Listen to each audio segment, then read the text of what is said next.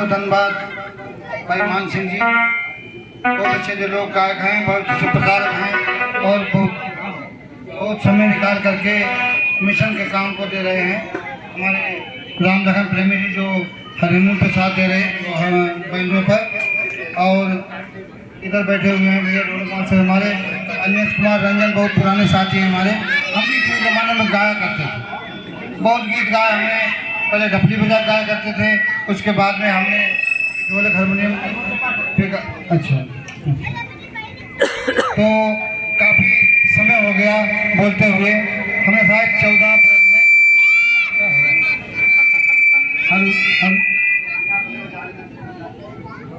14 अप्रैल को एक गीत गाया था ग्राम तेरा में।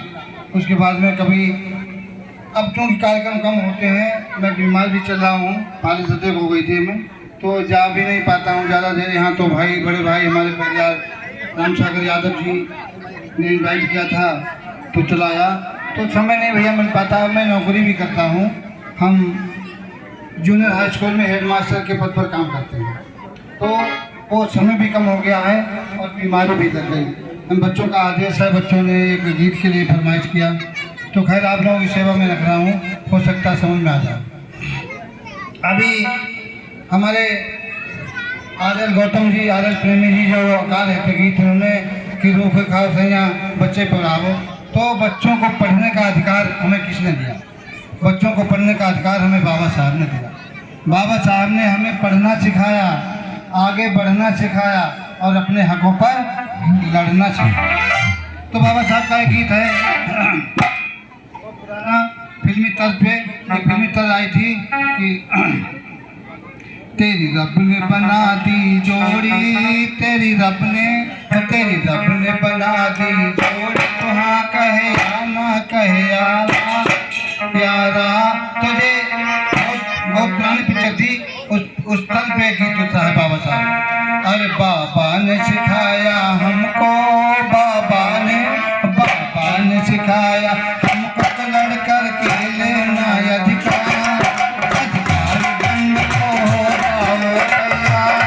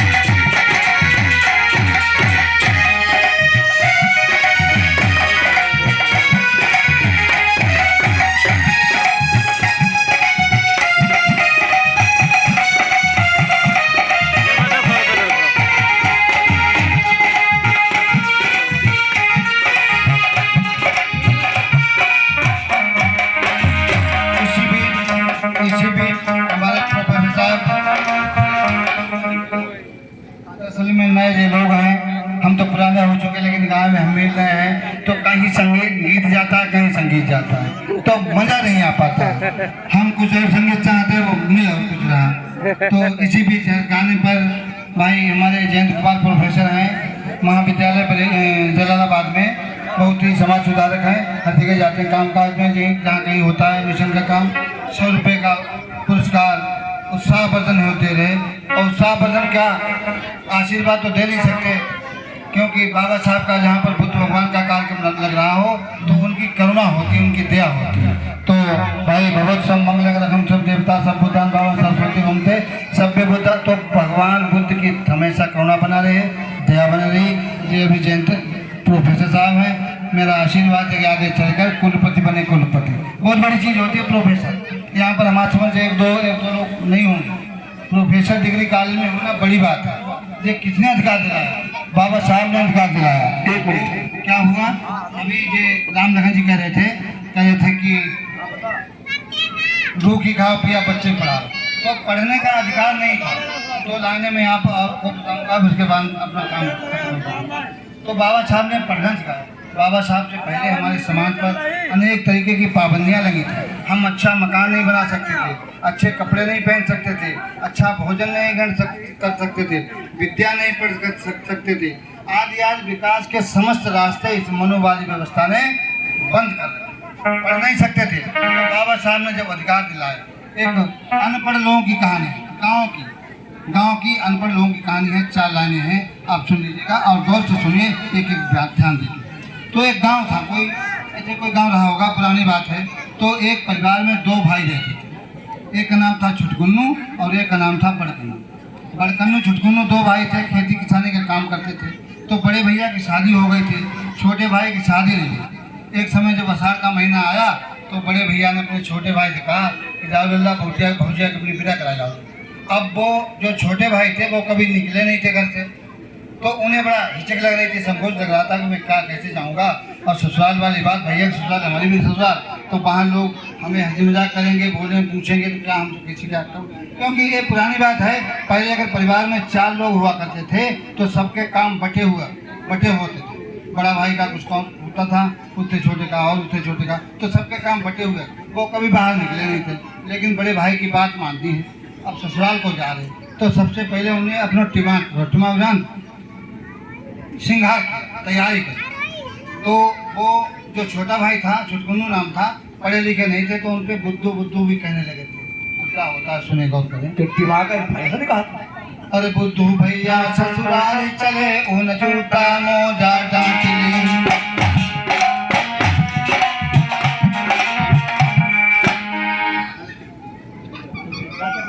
बुद्धू भैया ससुराल चले, उन जूता मोजा डांटली।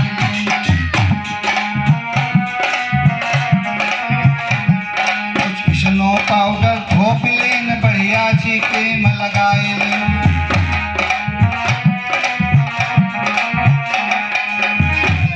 पॉकेट में कलम लगाए लेन, दस्ती को फूट निकाल लेन। नहीं, लेकिन फिर लगा लिया, पॉकेट में कलम निकाल लिया और दस्ती ऐसी जेब में रखी कि आधी अंदर वादी बाहर। और आषाढ़ का महीना, इतनी बड़ी गर्मी, उन्हें पहन ले परियान मोजा और प्लास्टिक जूता हो, क्योंकि उन्हें जाना है ससुराल, अपने भाई की ससुराल होती है। भाई कलम लगाए लेंगे, कुछ पाउडर धोप लेंगे।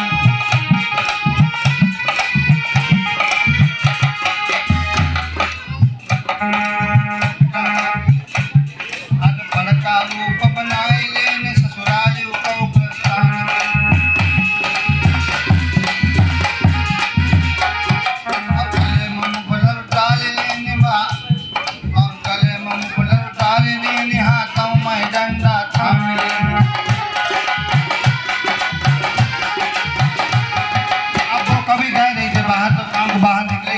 श्रृंगार कर लिया, इतनी गर्मी, सारे मुफलर डाल दो, डंडा हाथ में डाल दो। जब गांव से बाहर निकले तो अब विचार करते मन में, मैं गया तो कभी है ही नहीं, बाहर तो कभी निकला नहीं, क्या करें। ससुराल वाली बात, 5 सारे सराहनें होंगी और गांव वाले भी होंगे, हंसी मजाक भी करेंगे, हम क्या जवाब दें। तो काफ़ी मंथन करने के बाद उन्होंने विचार किया कि हम ज़्यादा बोले हैं ही नहीं, अगर कोई बुलवाए तब एकदम हाँ कर दी, एकदम नहीं कर दी और सवेरे पूजा करा ले घर बात। ऐसा उन्होंने मन में विचार किया। जब वो निकले ससुराल में पहुंच गए, क्या होता है जब पहुंचे हैं ससुराल मैं मछिया लाई सारन करिया।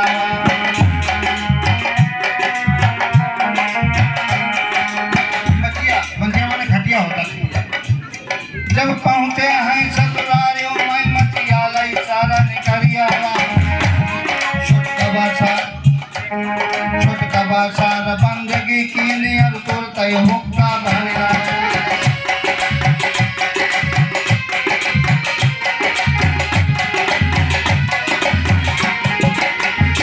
मालूम है चरपैया डाल दी और हुक्का भर गया। ये हमारे समाज है, ये बहुत हुक्का पीने को शौकीन था। अब गांजा भांग गांजा तो आलो पियत है और दुनिया के लोग गांजा पियत हैं और जो इतनी पियत करते गांजा में गंजी डालते। तो क्या है बासार बंदगी की नियर तुरते हुक्का भरिया। तब सारी सराहनी आई गई, तब सारी सराहनी आई गई, उन्हें सब ऊंचो हाल जाए।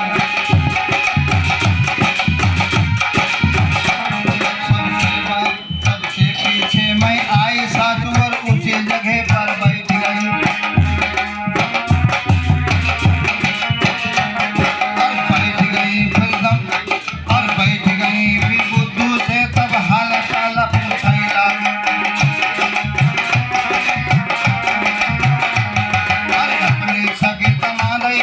समाचार पूछने लगे। जब वो आई उनकी सास, अब देखिए हमारे समाज की धर्म की विडंबना देखिए। सास जो माँ का समान होती है, समान साहब के पैर छुए और जमीन में बैठ गए।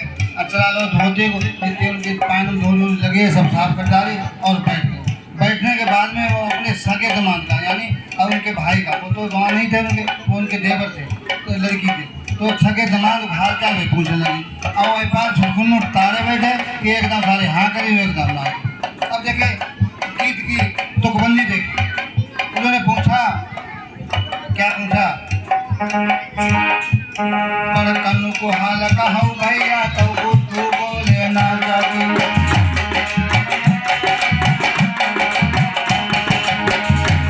पर कन्नू को हाल कहूँ भैया तो बुद्धू बोले ना जागी।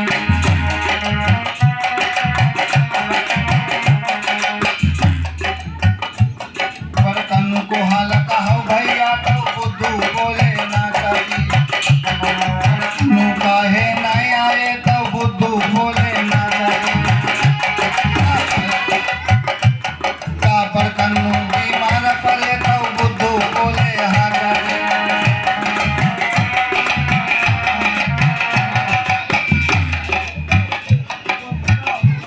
पर कन्नू को हाल कहूँ भैया तो बुद्धू बोले ना हाँ जागी।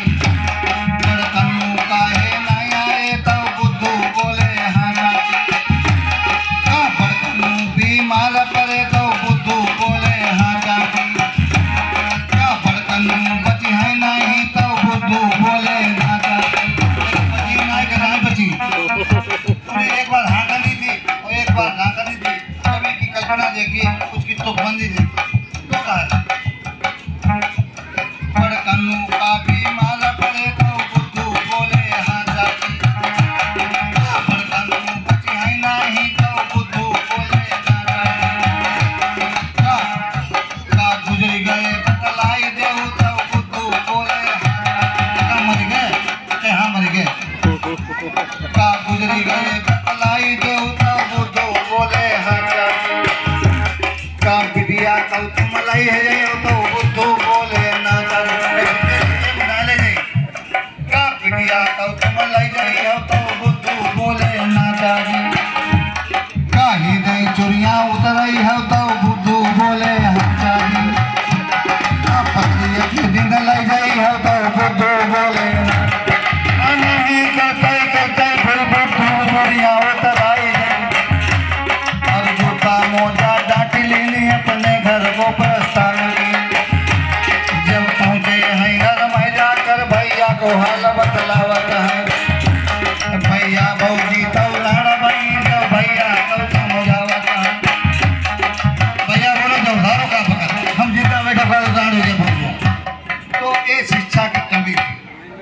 गीत हमें खुद नहीं गाते हुए अच्छा लगा, क्योंकि हम कुछ और संगीत मांगल हुए काम चले।